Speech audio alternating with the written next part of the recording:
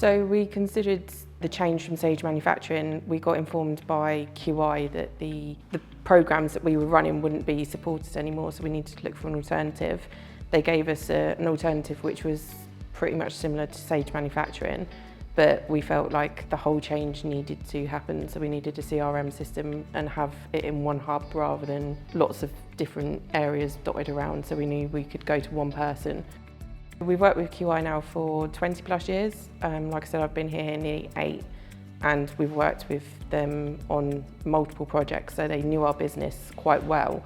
Becky came in for a meeting with us to discuss the future projects, and that's how we managed to secure this project and going forward, and they knew how and what we needed to work in the day-to-day running of the business.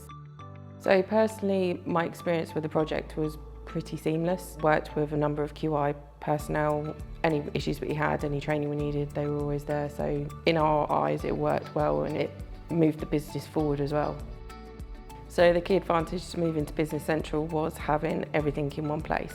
Rather than 4 or 5 different applications, you can get the answer at literally a click of a button rather than going all around the houses and spending hours trying to get the information, manipulating it into spreadsheets and data.